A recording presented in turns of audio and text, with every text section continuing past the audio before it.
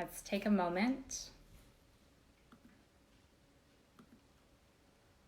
and sit well.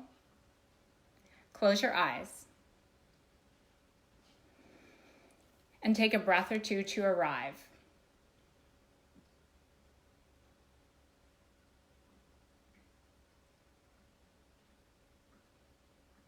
With the next exhalation, let your body settle more deeply down into the seat on which you are sitting. And as you inhale, lift the crown of the head up so that the base of the pelvis settles down into the earth and the crown of the head reaches up to the sky.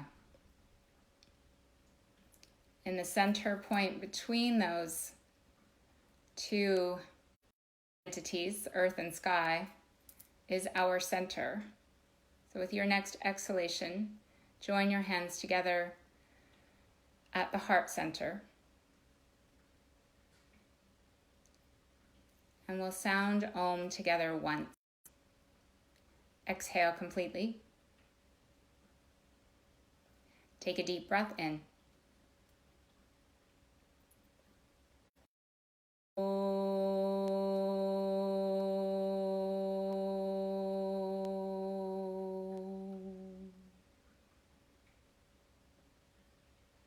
And gently bow your head to your heart. Release your hands, lift your head, and gently open your eyes. So tonight we meet the second goddess of the three goddesses that we'll look at during this series. And before I tell you her story, I want to remind you that stories are fluid living entities. And so as such, they never are repeated exactly as they were. There's a unique set of circumstances of the people involved, this particular moment in time, the way that we hear the story, the way that the storyteller tells the story. All of that combines to make a unique experience each time a story is told and each time we hear it.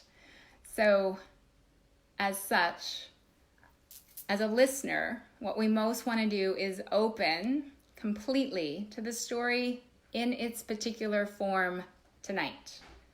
And that is one of the ways to do that is to let yourself relax, to release the jaw.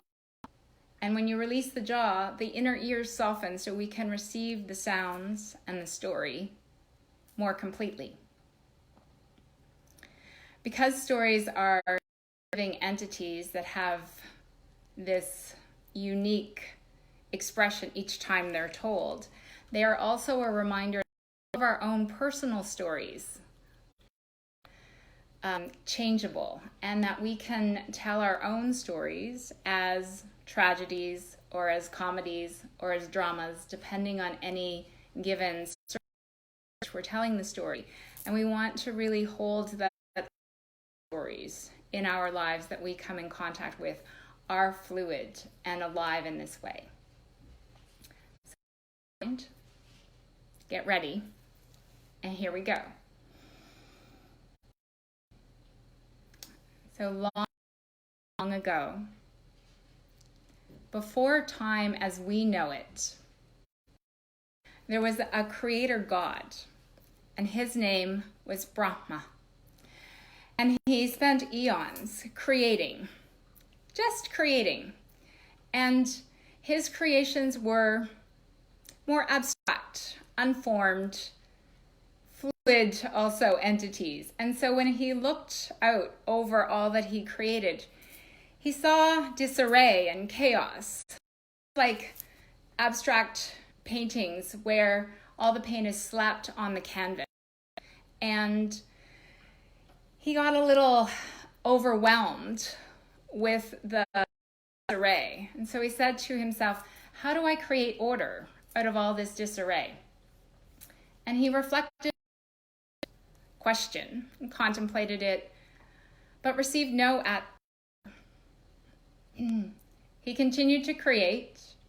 He continued to look at his creations, and he continued to be overwhelmed by the chaos that was ensuing, the disarray.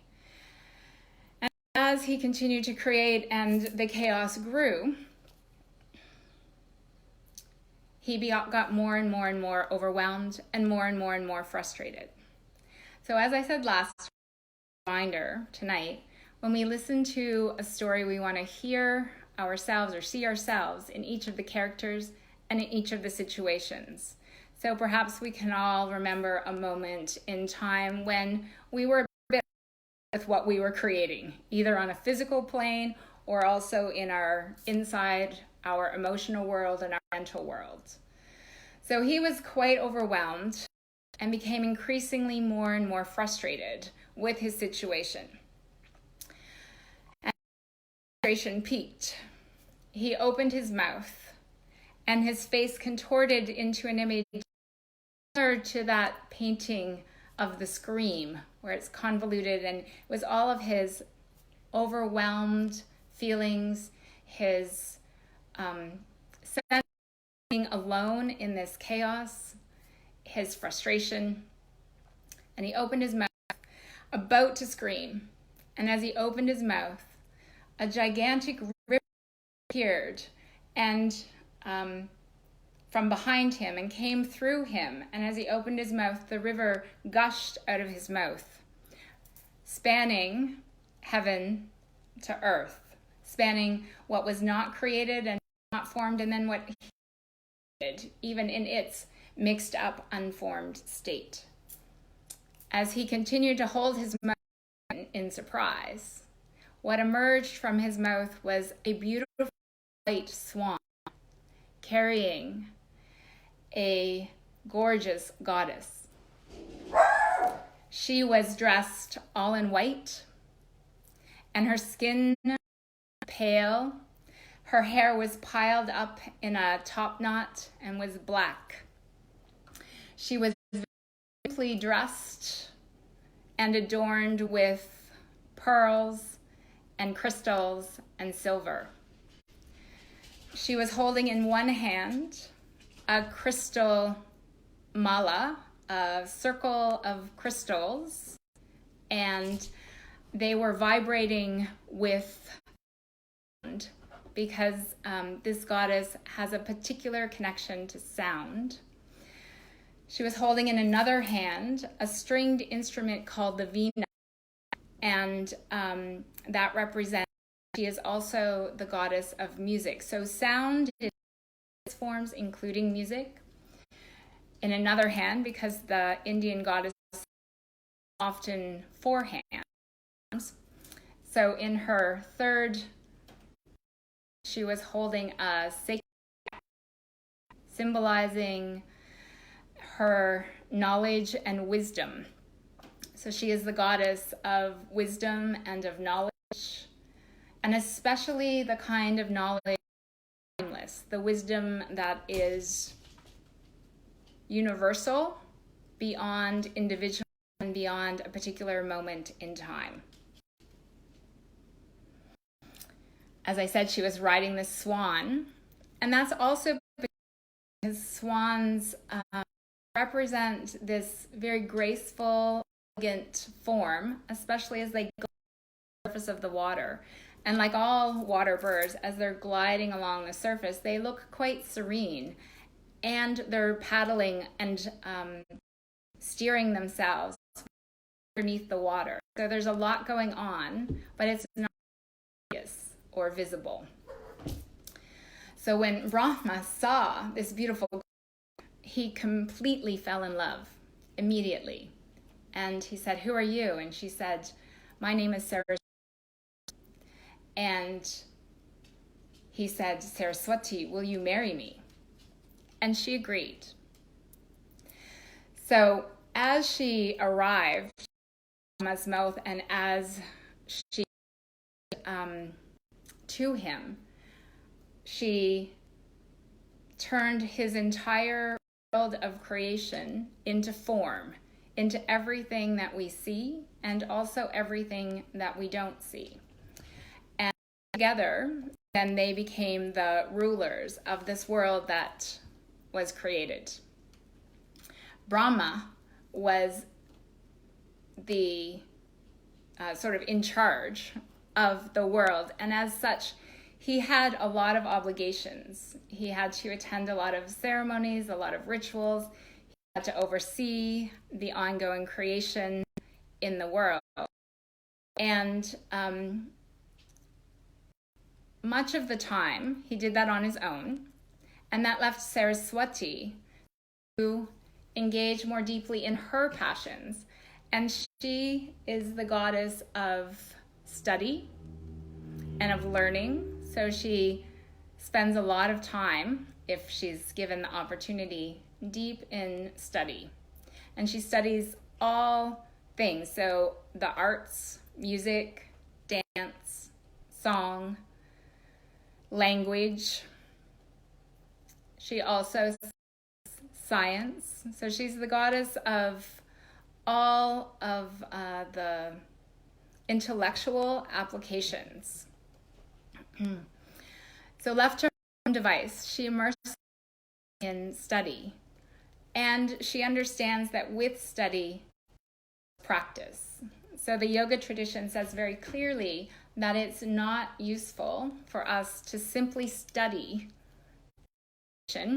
even if it's sacred information and sacred texts, that we need to practice and apply what we learn in practices and then in daily life. So she spends most of her time deep in study and practice.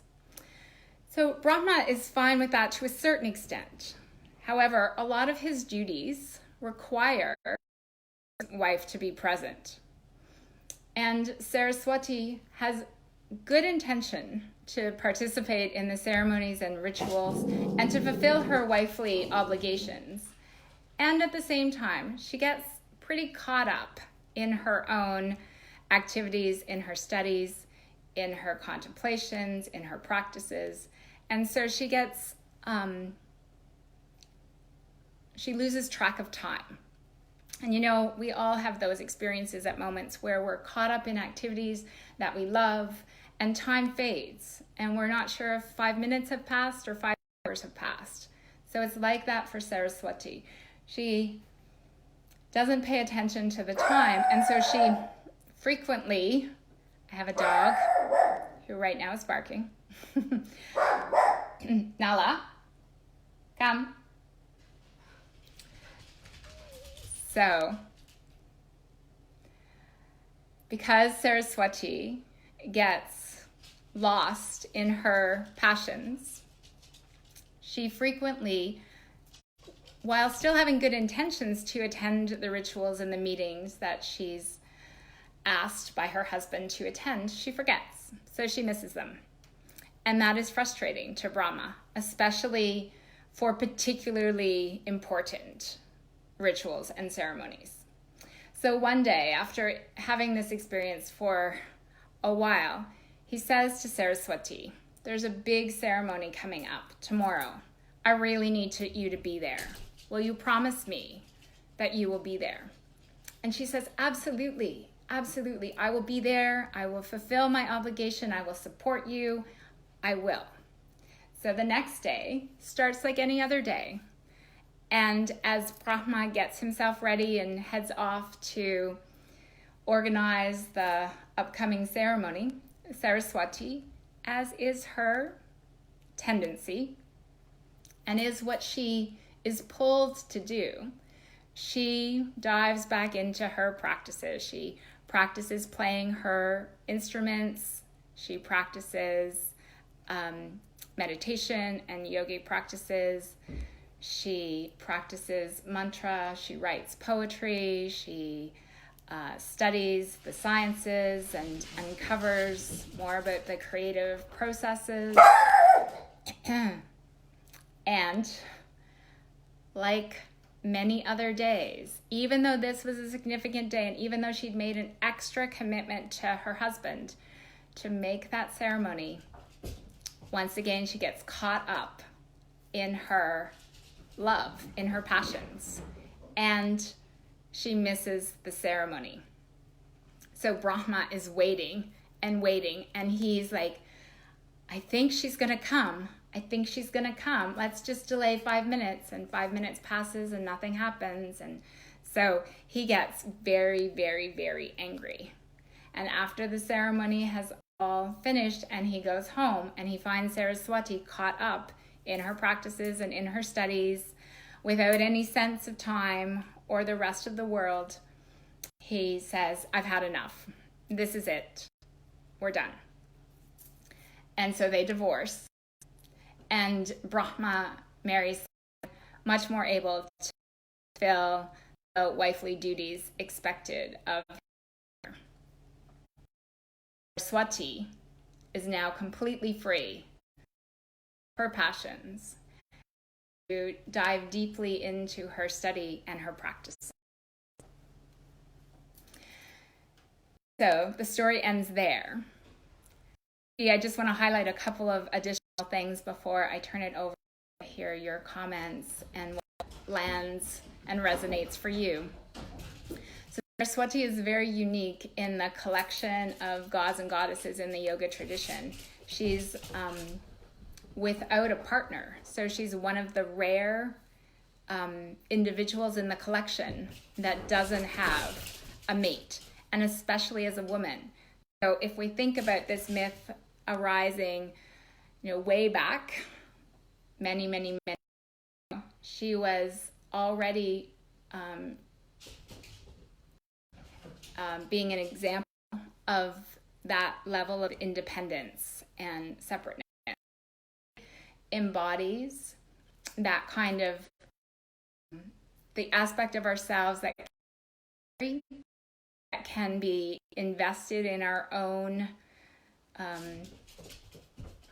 desires and passions, and to follow those without regard to the world around us.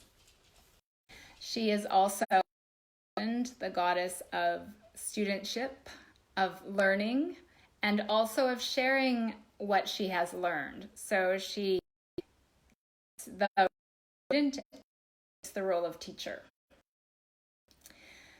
She is the embodiment of flow. So she arrives on a river, and that river is representational of the universal flow that we all attempt to follow, and the kind of flow that we experience when we're caught up in a activity that we're deeply invested in, love. She also the example of simplicity and structure. So she took the chaos, turned it into form, but it's very simple. It's unadorned. It's not over the top. So she has that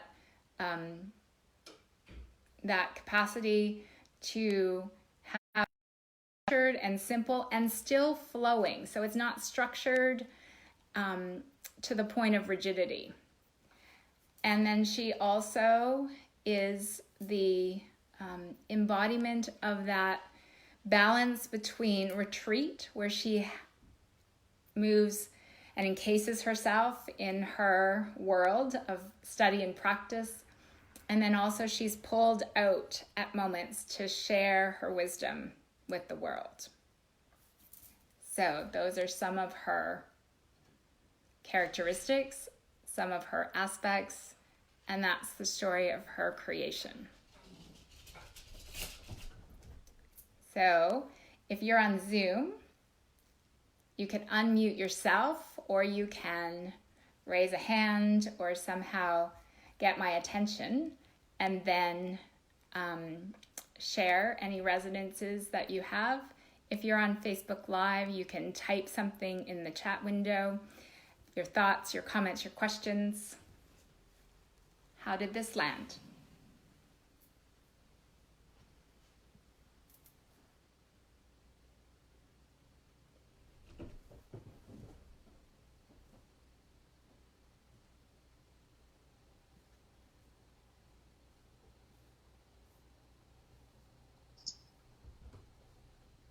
Kathy?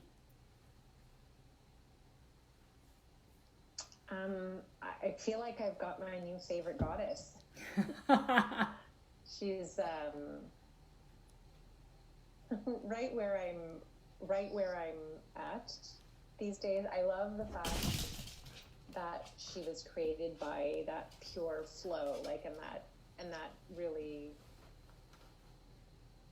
it's that state when you're fully aligned and things just work out. Because I know that whether I'm writing or teaching a class or one-on-one with clients or even just interacting with friends, is when you're in that sort of timeless, completely aligned state, that's when the wisest things come out of us. And I love being in that place, and because it feels right, like it's energizing.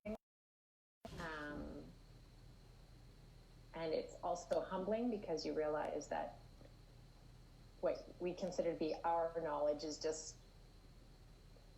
we're just the conduit for whatever information, creativity needs to come through. And yeah, it's a fascinating story. I wasn't familiar with her story. And I also love that she's structure and simplicity, like, and that maybe it's because I have all boys around me all the time, but I feel like I'm the structuring force for them, that her world would be entire chaos. That was great. That was a lot of fun. Yeah, exactly. That's just like Brahma before she arrived, where there was a lot of chaos and she brought things into structure and into form. And yeah, she is exactly that. I loved what you said around when we're in that state of flow and everything's kind of lined up.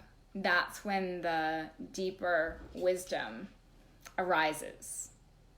And that is exactly her. That she is the flow that brings that up to the surface, the river that brings that up to the surface. Mm-hmm. Yeah, lovely. Thank you. And I guess the last thing is the last thought is just the fact that she's a woman unto herself, that she embodies that original definition of a virgin, right? Not unmarried, but a woman unto herself. Yes, exactly. Mm-hmm. Mm-hmm. Yeah, and very unique in that characteristic. Mm-hmm. Mm-hmm. Great, thank you.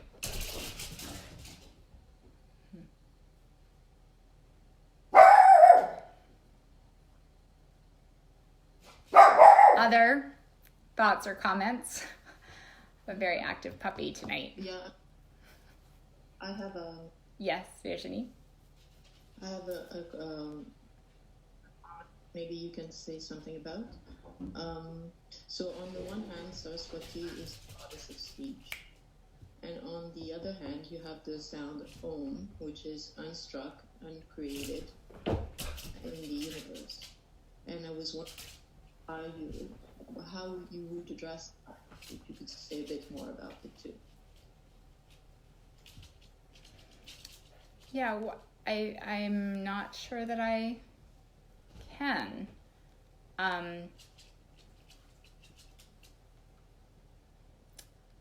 The sound Om has many aspects or many qualities, and one of the qualities that it has is that it contains all of the sounds and all of the core sounds, or the essential sounds of language. So Saraswati is very much an essentialist. She's like the simplicity and getting down to the essence of things, as opposed to the more elaborate or ornate or adorned. So Om is like the essential sound. If we were going to simplify language on some level, as a spiritual practice, that's the only sound that we need. So I might say that. I'm not sure if that fits exactly with your comment about it being an unstruck sound.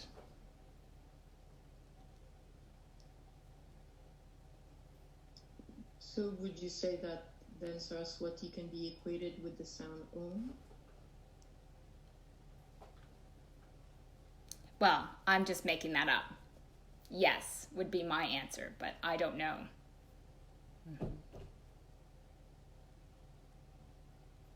Fits for me. Okay, thank you. Thank you.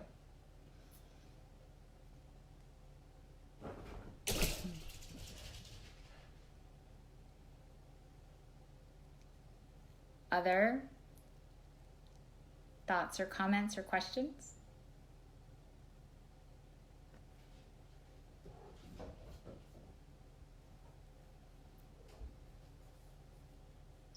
So, I have a lot of resonance with Saraswati, and I'm sure she's a Virgo. But he is the resident astrologist. Yeah, she sounds like a Virgo, but I'm also just aware of the situation that I'm in and many of us are in right now, where we suddenly have more time on our hands. Not everybody's in that situation, I realize that, but a lot of people are, and so there can be more study and more practice and more focus on the things that we perhaps put on the back burner. I know that's true for me. I've just started a project that has been kind of percolating in the back of my mind for some time, and it's really easy to get very lost in it. It's something that really feeds me, and often we, in our busy lives, we put those things aside. We say there isn't time, this isn't the right time, something else is more important. I have to take care of this person or that person. And in this story, she's suddenly free. She doesn't have to take care of anyone. She doesn't have to show up in somebody else's journey or whatever. She can be fully committed to her own journey. And I just feel like this is a time that, for me personally, where I can do that more. And it just showing up to these, every day for these offerings that you're giving is part of that. For me, it's like how it helps me get more focused on what's important. Yeah, exactly. I think she's very much about focusing on what's important and kind of like honing in on that, right? What's the passion? What drives us?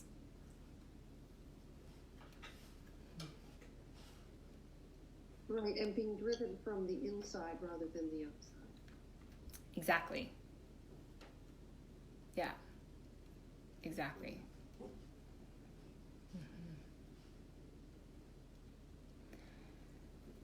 I do think that... So, thank you. Yeah, you're so welcome.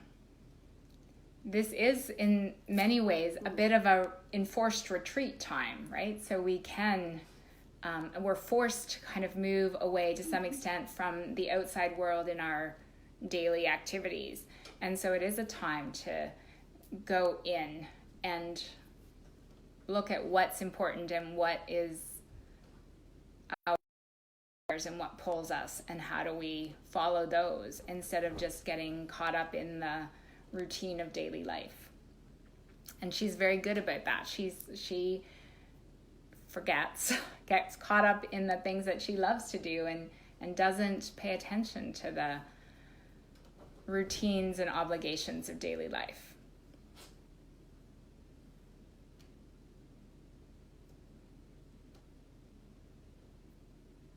And that's a good lesson for us. Yes. Because so often, and for myself, I will get caught up in somebody else's story, somebody else's needs, somebody else's whatever, sort of caretaking roles that we can, as women, fall into. And I think this is giving us a little bit more space to go deeper and find out what really is important, but what really we're passionate about. Yes, exactly. She's very passionate. Yeah. About Very, very, very. And that passion that's very internal. Sorry? Sometimes we don't even know what we're passionate about, and we don't give ourselves that permission to find out. So she, as I say, it's a good role model for right now. Yeah. And for all time, for that matter. Anyway, that's my thing. Lovely. Thank you. Thank you.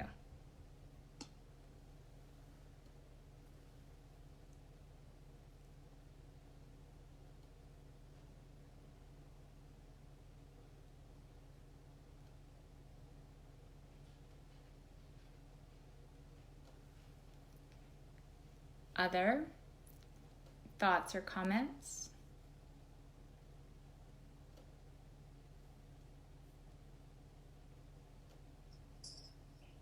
I have another thought if there's... Please. Unless somebody else wanted to speak first. Just the idea of learning and teaching and how the embodying of what she learns is part of it. Like, I know that's an important lesson, and maybe it sort of follows up what Liddy was just saying, where we now have the time and the space for those things that we love. Because I'm a great one for reading the book or learning the theory, but then don't always then carry it forward, or I do it a little bit and then something else comes along and I don't have time or space or energy to then dive deeply. And again, with the experience of teaching, I realized that in order to, like, you can learn something by studying it, but when you then have to teach it, you have to digest it in a different way, and it sort of, it becomes a part of you in a different way, so that you can then put it back out there and explain it, or find ways of explaining it and sharing it with others. And it's a good reminder, and as I said, unless I'm teaching something, it's the part I forget. Yes. To do for myself. So yeah, maybe that's a good sort of mantra, intention to hold for myself in these quiet weeks, so that then it becomes a habit, because that's what I realized with this easeful lifestyle. It's a great opportunity for making all these things that we wish we could be doing to then become habits. So there we go. That puts an intention, ties it all up with a intention for me. Yeah, exactly. And I also, she really says that we have to be the student before we can be the teacher. And we do have to not just learn it from a intellectual perspective, but we have to practice it or apply it and take it in, like you said, and digest it in order to be able to then share it. Yeah. Thank you.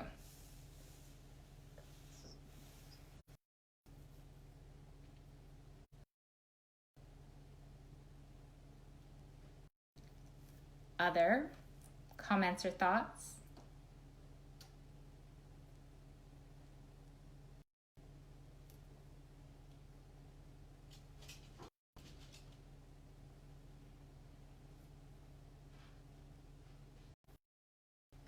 Janice says on Facebook that she's a reminder that we have within us what we need to be happy and at peace with ourselves. Right. Absolutely. And that's part of the simplicity and the lack of adornment. Like, she's really pared down the goddess in the yoga tradition, the Indian goddesses, they're arrayed rules and a lot of decorations, adornments, and so in city, she's saying you don't need anything else than what is already present inside us, and so that the study and the practice and the retreat aspect are all that moving inward, that where we find all of the riches and the wisdom and the knowledge that is timeless. So yeah, very true. Thank you.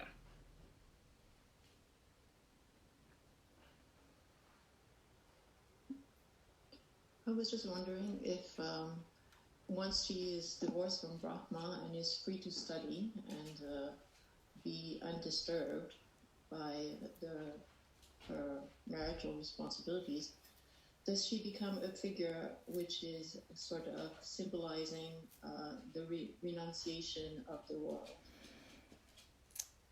Yeah, I think that's a good question. She definitely has a bit of that flavor of like stepping back away from the world.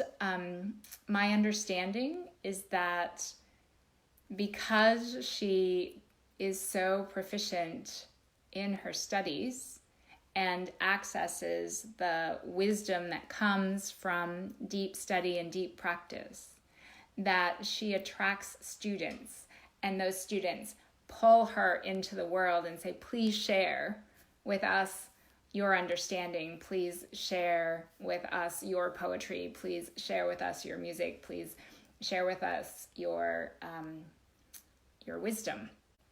And so it is my understanding that she comes out in those ways, but she does have that like more solitary sense about her. What do you think?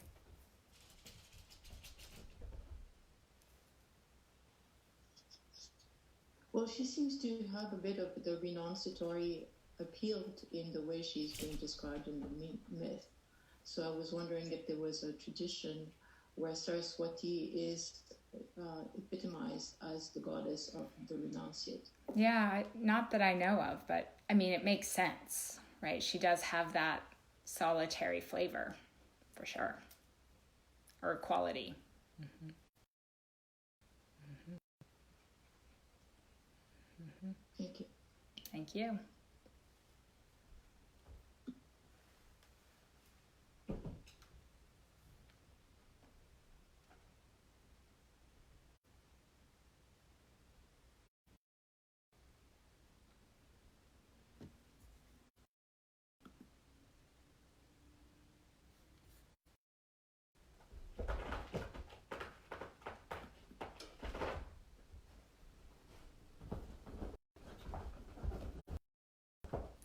Anyone else?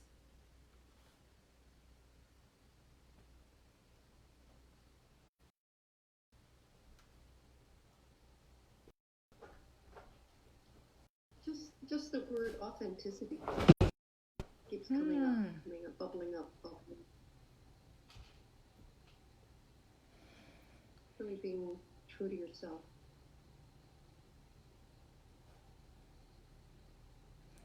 Yes. We all have our own life journey, and each life journey is unique. And part of what we're doing here, in my perception, is finding out what that journey is about and being able to live it as fully as possible. Mm-hmm. And it feels like she's given herself permission to do that. Exactly. I know. I think about like especially the line between obligation and authenticity, right? Like, so where's the line between what we are obligated to do and what is authentically desirable? Like, what do we truly authentically want to do and what are the obligations? And she certainly, in this myth anyway, errs completely on the side of authentically following her desires to the point of forgetting her obligations and not paying attention to them. So it's a very, it's something I contemplate for sure.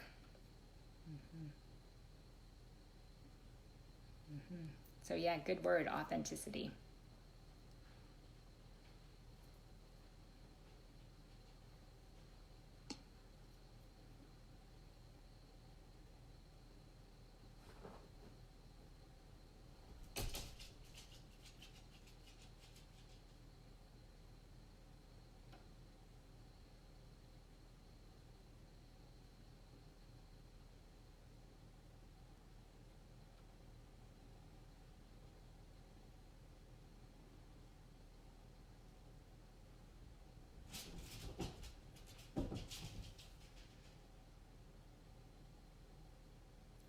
So maybe I'll say just one other thing, and then if there's no other comments, then we'll wrap up for tonight. We talked about flow in terms of being in the flow, but something I didn't mention earlier is also the flow of the river running from heaven to earth. And one of the things that can be a symbol of is the flow of intuition, that it's our desire and the kind of intuitive sense to go with the flow that doesn't need to be actually even articulated. Back to Virginie's point about the unstruck sound, actually, maybe, is that, we can follow our intuition and that river flow that comes, it comes from inside of us up, but also that flow from heaven down to earth in the river analogy in the myth, and that she is an embodiment of following that intuitive flow that doesn't actually need language or thought or explanation or anything else to go with it. So that just came as we were talking.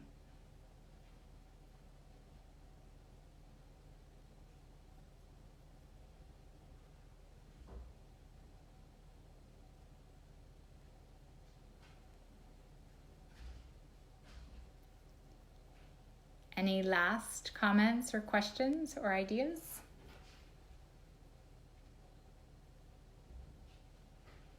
That sounds like freedom. Yes, I think she's a lot about freedom, actually, like in terms of following her intuition, her authenticity, following her flow, in tune with her passions and her desires, and very much about the freedom that is created from that experience, right? It's totally free to just be. And then also when she's divorced, she's just completely free to be and to do exactly what she wants to do. Very inspiring.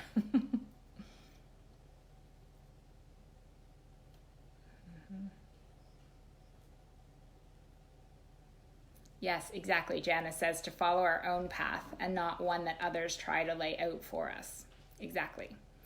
And others meaning it's also maybe the overt ideas that others have about our path, but then there's also the more subtle expressions of how society influences what we think we should be doing or should not be doing. And those influences that can be quite pervasive and we're not even aware of it. Yes, and then Nat says on Facebook, and that it's a reminder that it's not selfish to want that freedom and to go with our own flow. Exactly. Yes, it's true.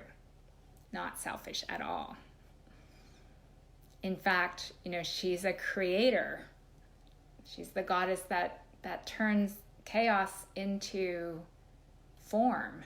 And so it's perhaps not just it's not selfish, but it's an imperative to go with our own flow.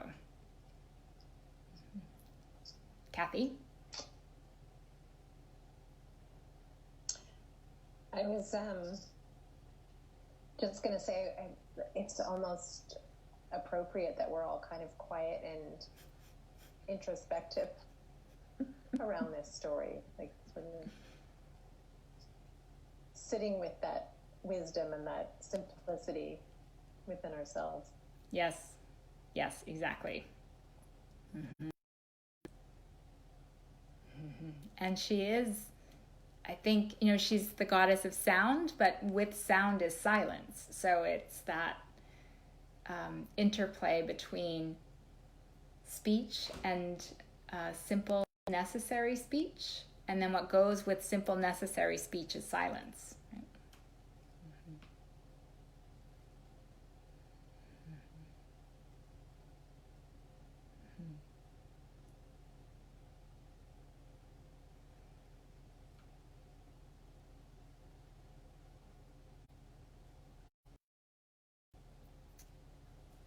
So, yeah, that's part of wisdom, is knowing when to speak and when to not speak. Exactly. Mm-hmm. When to speak and when not to, and then how much, right? Mm-hmm.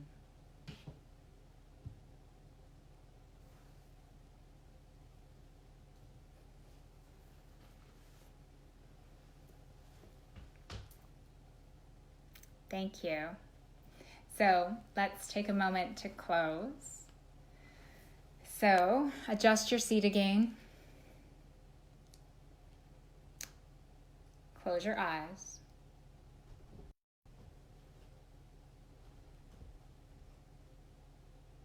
Tune into the breath, which is one of the ways that we contact the flow. So the flow of the breath is like the flow of the river, moving spontaneously and continuously,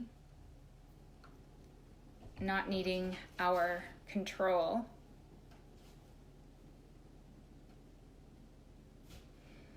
And so as you tune into the breath, recognize that the breath spans heaven and earth, the universal and the individual.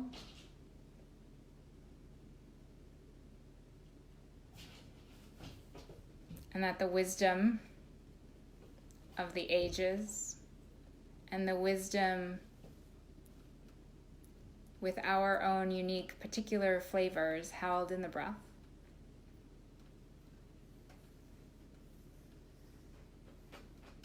So feeling into the fullness of the breath. With your next exhalation, join your hands together at your heart. And we'll close the practice, our time together, with one Om. Exhale completely. Take a deep breath in.